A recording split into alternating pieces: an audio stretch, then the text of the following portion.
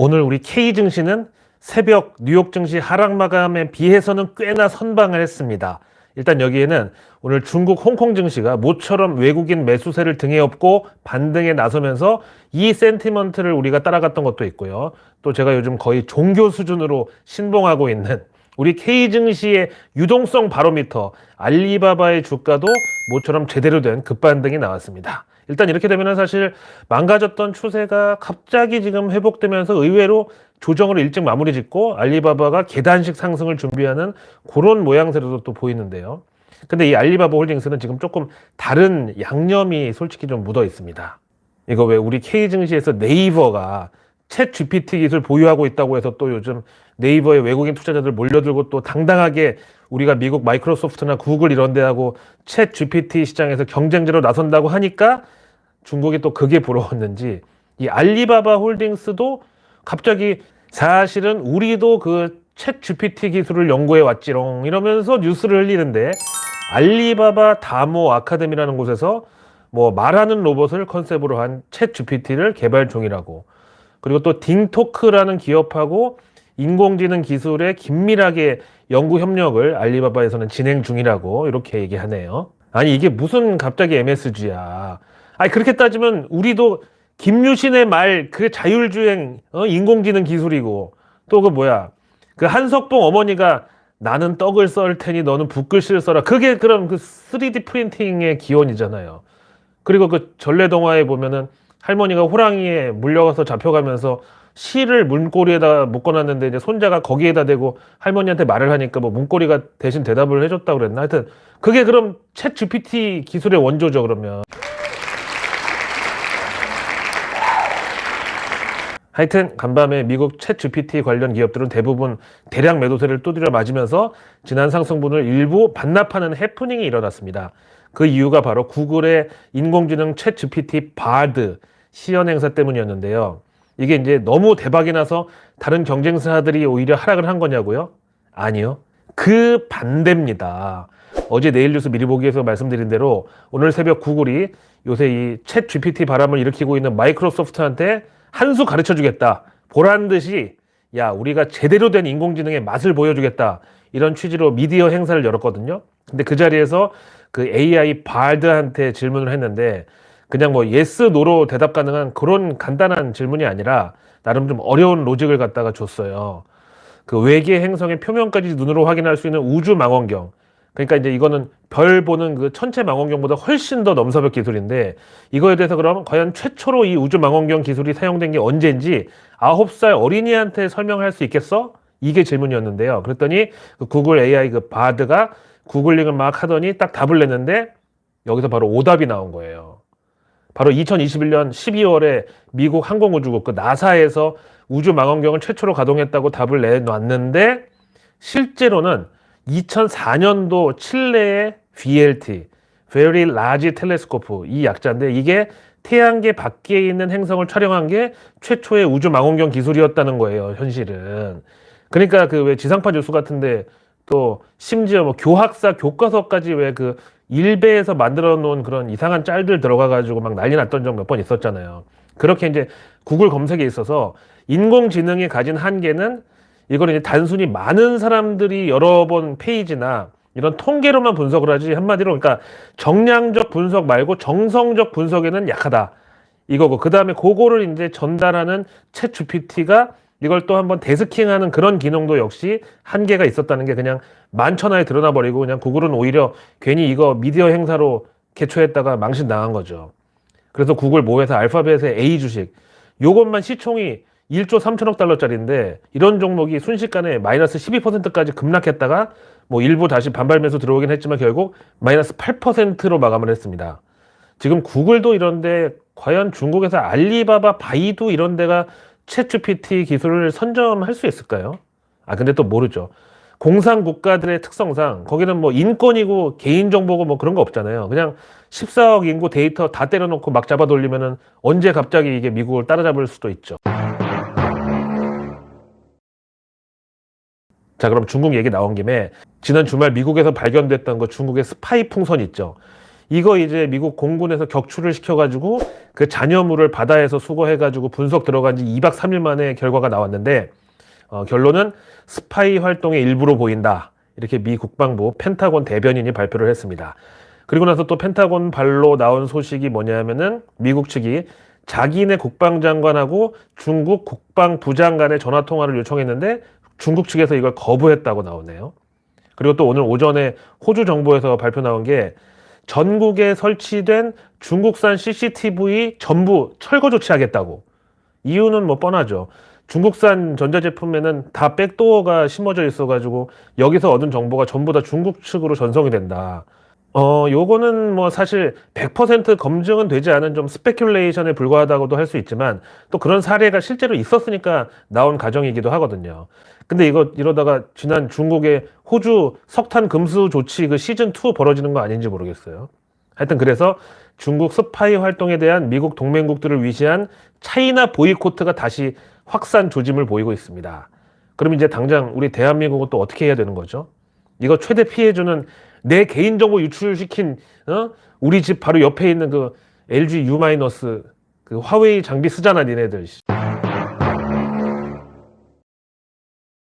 일단 요즘 우리 K증시는 새벽에 미국 증시 하락 마감을 이어받는 척 하다가 바로 1시간 반 만에 오전 10시 반에 중국, 홍콩이 개장하면서 여기가 만약에 분위기가 좋으면은 곧바로 미국을 잊어버리는 그런 상황입니다. 아니 이거 우리가 뭐 그냥 그렇게 기분대로 뭐 그러려고 하는 게 아니라 K증시 외국인 투자자들의 행태, 그러니까 매매 패턴이랑 수급이 그래요 진짜로. 하지만 지난 FOMC에서 개무시를 당한 제롬 파월이 어제 연설에서 또 한 번 경고를 줬는데 이거를 월가에서는 왜 그래? 진짜 이러지 마 진짜 나 서운하려고 그래. 이렇게 또 막 대충 그냥 애교로 무마하면서 재차 또 무시를 했었잖아요. 그래서 이번에는 다른 연준 임원들이 총출동했습니다. 간밤에 연준 내 서열 3위 뉴욕 연은 총재 존 윌리엄스가 정말 엄근진 모드로 연준의 인플레이션 목표 2%는 그냥 괜히 하는 소리가 아니다. 그러니까 우리 뭐 예를 들면 월드컵 뭐 8강 가자, 4강 가자 이런 그런 희망사항격의 그런 차원이 아니라 반드시 완수해야 될 그런 당위성이 들어간 그런 명제라고. 그러면서 아직도 인플레이션은 과도하게 높아가지고 연준은 향후 몇 달도 아니고 몇 년간 억제적 통화정책 수준의 금리를 유지할 수 있다고 이렇게 또 한 번 경고를 했습니다. 근데 이거는 이제 통했죠. 다음 미니애폴리스 연은의 닐 카시카리 총재는 이분이 이제 올해부터 FOMC 투표권 부여된 분인데 현재 인플레이션은 물론이고 임금 인상을 잡기 위해서 연준 금리 상단이 5% 위로 올라가야 될 필요가 있다고. 또 그러면서 지금까지 한 금리 인상만으로는 노동시장에 있어서만큼은 약발이 안 먹히는 것 같다. 이거 진짜 강력한 발언이라고 볼 수 있어요. 작년에 왜 연준이 0.75%포인트 자이언트 스텝 금리 인상 막 3번, 4번 연속으로 막 잡아 돌리면서 시장 두드려 팰 때 그때 얘기했던 그거거든요. 바로 수요 파괴. 이걸 통해 가지고 기업들이 감원 들어가고 또 그러면은 임금 인상률도 자연히 떨어지고 그럼 물가도 같이 바닥으로 기는 그런 상황을 만들고야 말 것이라는 의지를 드러낸 거죠. 다음 크리스토퍼 월러 연준 이사도 연준 대 인플레이션의 싸움은 아직 끝나지 않았고 현재 시장의 예상보다 더 높은 금리가 더 오래 이어질 수 있다고 또 으름장을 놨습니다. 다음 리사 쿡 연준 이사는 마찬가지로 인플레이션을 잡으려면 충분히 강한 긴축과 고금리가 지속돼야 된다.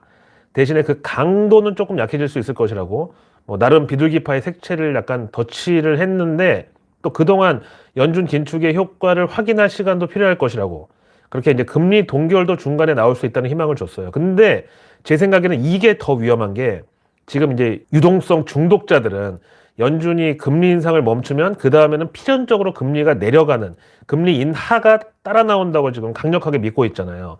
근데 만약에 연준이 금리 인상을 잠시 멈췄다가 보다 보니까 중국발 원자재 수요 때문에 원유랑 상품 가격이 또 올라가고 미국 내 인플레이션이 또 기어 올라오는 게 보인다? 그러면 안 되겠다. 그리고 다시 금리 인상 시즌2를 개시하면은 그때는 아마 충격이 더 클 거거든요.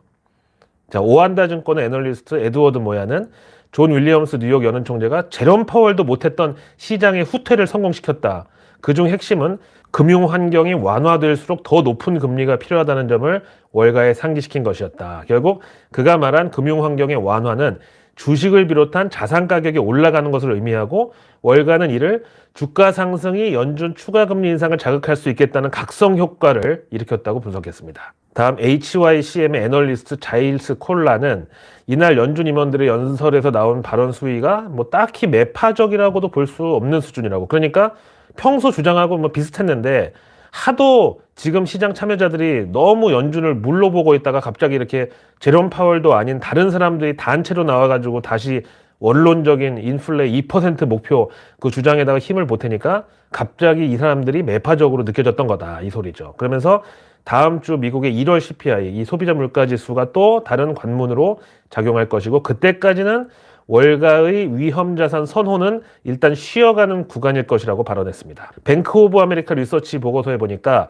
연준이 현재 인플레이션이 꺾이는 상황을 경기 침체와는 어떻게든지 연결시키지 않으려고, 즉 고통 없는 디스인플레이션을 받아들인다는 메시지를 주고 있는데 연준 입장에서는 침체 없이 인플레이션을 잡는 딱 지금 정도의 상황으로 계속 지속이 되기를 희망하고 있다. 그러면서 고용시장만이 지금 유일한 리스크 요인인데 이를테면은 고용이 갑자기 약화되면서 실업률 상승이 나오면은 경기 침체 우려가 다시 고개를 들 것이고, 아니면 반대로 고용시장이 지금처럼 계속 좋으면은 결국 임금 인상발 인플레이션을 또 피할 수가 없을 것이다. 그래서 일단 연준 금리는 5월에 추가 금리 인상 0.25%포인트를 거쳐서 최종 금리가 5.25%에 기어이 도달하고야 말 것이라고 본대요. 이거는 이제 일본의 사례를 보면은 잘 알 수가 있는데, 정말 저성장 저금리의 끝판왕 일본에서 지난 아베노믹스 5년차 그 정도의 마침내 일자리보다 사람이 모자라는 그런 현상이 정말 한 20년 만에 처음 목격이 됐다고 했잖아요. 그러다 이제 코로나 터지고 이제 또 막 그 엉키고 막 했었는데, 근데 이번에 일본 후생성이 발표한 근로자들의 월 평균 명목 임금 인상률이 지난 일본의 부동산 버블 이후 31년 만에 최고치를 기록했다고 합니다. 지난 12월 일본 근로자 1인당 명목 임금 상승률이 무려 4.8% 올랐대요. 그래서 현재 그 구로다 하루이코 총재의 퇴진을 앞둔 그 BOJ 일본 중앙은행은 이것 때문에 지금 비상에 걸렸다고 하는데, 그러니까 이것만 딱 봐도 고용시장의 타이트한 수급은 결국에는 필연적으로 임금 인상으로 이어진다라는 게 지금 연준이 우려하는 그런 견지에서 똑같죠. 런하 반갑습니다. 요즘 참 물가가 정말 미쳤습니다. 특히 외식 물가는 진짜 코로나 이전에 비교하면 거의 2배 정도 오른 것 같아요. 일례로 제가 자주 가는 그 삼각지에 대구탕 골목, 거기 지금 대구탕 1인분에 얼마인지 아세요? 14,000원이요. 아, 이거 진짜 몇 년 전까지만 해도 제가 그때 거기를 그 형님이랑 갔을 거예요. 그 나라의 경제를 이야기하는데 파리가 앉았습니다. 그래서 웃음 못 참고 그 방송사고 있잖아요. 그 형님이랑 가서 먹었을 텐데 그때 1인분에 7,000원이었고요. 그래서 대구탕 2인분에다가 소주 한 병에 마지막에 볶음밥 그것까지 해가지고 2만 원을 냈었는데 이제 그렇게 먹으면 4만 원 나와요. 근데 그 요식업 하시는 사장님들 얘기 들어보니까 지금 이거는 이제 시작에 불과하다네요. 지금 뭐 식자재 가격이 다 올라가지고 지금 이것만으로도 이 정도 가격 올린 거고, 이제 또 오는 게 바로 인건비 상승. 요즘 뭐 중국 동포고 뭐 한국 동포고 하여튼 서빙하는 분들 급여가 막 올라가고 있다고 그래요. 그나마도 일할 사람이 없어가지고 사장님들이 서로 월급 올려준다 그러니까 오히려 그분들이 식당을 막 고르는 그런 상황이라고 하네요. 근데 사실 당연지사 그분들도 뭐 종업원인 동시에 또 어디 가면 고객일 거잖아요. 그럼 자기들도 월급 받고 돈 받아가지고 딴 데 가서 먹을 것도 사 먹고 뭐 지출도 해야 되는데 마트고 식당이고 가면 다 진짜 2배로 올랐는데 받는 돈이 똑같으면 어떻게 살아요? 아니 근데 참 어제 저녁에 저 또 그 대구탕 먹으러 삼각지 거기 갔었는데요. 다 먹고 나올 때 이제 그 대구탕 골목이 그 단피하는 분들이 많아가지고 그 담배 피는 분들 많아가지고 제가 이제 마스크를 눈 밑에까지 쭉 올려 쓰고 이제 걸어 나왔거든요. 근데 누가 저보고 런던 고라니 아니세요? 이러고 딱 알아보는 거예요.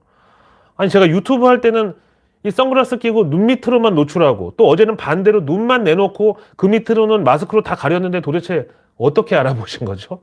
진짜 그분은 뭐 눈썰미가 됐든 하여튼 촉이 장난 아니신 분 같더라고요. 자, 그래서 오늘의 외국계 리포트는 그냥 딱 골드만삭스의 AP 리전, 우리말로 아시아 태평양 마켓, 여기 이쪽 포트폴리오 스트레이티지를 보겠는데 그냥 한마디로 대한민국 K 증시에 대해서 골드만삭스는 우리의 비중 확대 스탠스 확신, 이렇게 정말 착한 답정너로 표현했습니다.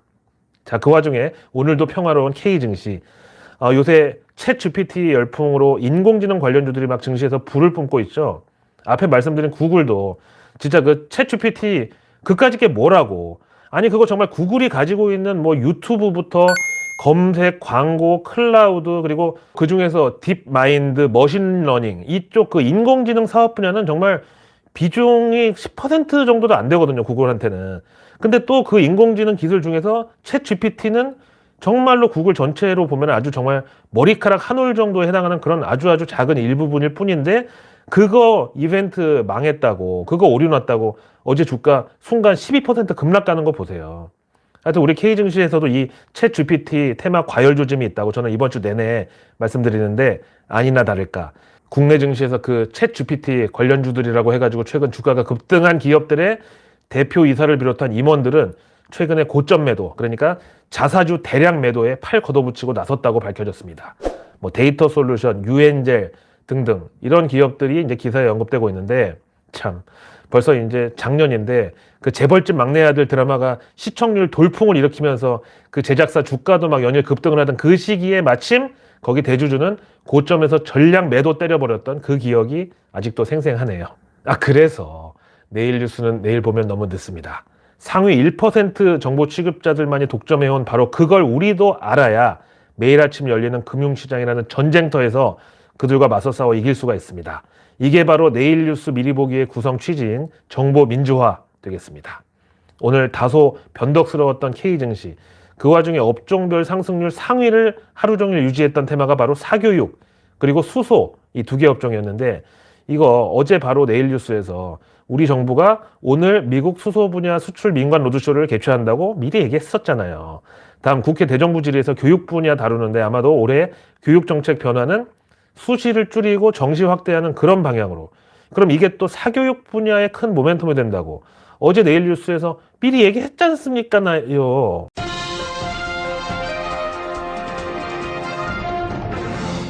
자, 내일은 드디어 이번 주 마지막 거래일 2월 10일 금요일입니다. 먼저 정부 일정 보시죠. 산업부가 바이오 업계 간담회 및 바이오 기업 투자 수출 애로 점검 이걸 내일로 계획하고 있습니다. 요거는 글로벌 백신 허브 이쪽 테마로 연결이 되고요. 다음 내일 또 사용 후 핵연료 발생량 및 포화 전망 설명회를 정부에서 개최하는데 이거는 이제 방사능 폐기물 관련주가 증시에 해당되겠죠. 그 다음 중기부는 제1차 이렇게 뭐든지 1차 1회 첫 회차 이벤트가 중요한데 내일 제1차 10대 초격차 분야 창업기업 릴레이 간담회 개최가 있습니다. 이건 이제 소부장, 그중에서도 핵심 광물 이쪽이 증시에서 주인공이 될 수 있죠. 다음 내일 증시 일정은 네이버가 AI 인공지능 전문 회사를 설립 추진한다는 사실에 대해서 재공시 예정일입니다. 네이버가 그럴 리는 없겠지만 또 물적 분할하려는 거 아니겠죠. 다음 CBC그룹이 휴젤 상장 폐지 계획에 대해서 내일 또 역시 재공시하는 기일입니다. 다음 메디톡스와 대웅제약이 균주 관련해가지고 국내 선고 기일인데요. 지금 여기 말고도 휴젤하고 파마 리서치 바이오 등등 다른 그 바이오 기업들도 같은 문제로 품목 허가 취소 처분을 다시 취소하는 소송을 막 진행 중이기 때문에 이 이슈가 예상보다 파장이 클 수 있습니다. 다음 내일 도이치모터스 권오수 전 회장의 주가 조작 혐의 관련해가지고 1심 선고가 나올 예정입니다. 이어서 STX중공업이 경영권 지분 매각에 대한 재공시 기한이 내일이고요. 또 이거는 이제 지난번에 저희 런던 고라니 뉴스 농장에서 한번 다뤘던 재료인데 현대백화점과 현대그린푸드가 내일 임시 주총을 열고 인적 분할 이후 자사주를 매입해서 소각하는 이 안건을 처리하겠다고 밝힌 바 있습니다. 그리고 주말에도 유의미한 일정이 이제 미공개된 뉴스가 몇 가지가 있는데 먼저 JYP 소속의 스트레이키즈가 주말에 일본 사이타마 슈퍼 아레나 그리고 오사카 교세라 돔에서 두 번째 월드 투어를 개최합니다. 그리고 일요일에는 역시 JYP 소속의 있지가 투 원더 월드 팬미팅을 개최합니다. 자, 요즘 K-팝 르네상스가 도래하면서 전 세계적으로 다시 K-팝에 대한 관심이 폭발적으로 증가하고 있는데 여기서 중국만 좀 한한령 풀어주고 다시 예전처럼 문화 교류 좀 활발히 열어준다면 정말 금상첨화겠습니다. 다음 내일 실적 발표 기업들은 카카오, CJ 프레시웨이, 컴투스 홀딩스, NHN, 티웨이 항공, 펜오션 등 주요 기업들의 실적이 발표될 예정입니다. 자, 이번 한 주도 고생 많으셨고요. 저는 주말에도 매의 눈보다 날카로운 고라니의 눈으로 지켜보고 있다가 상위 1%만이 독점하는 정보가 있다면 바로 영상 켜고 돌아오겠습니다. 고맙습니다.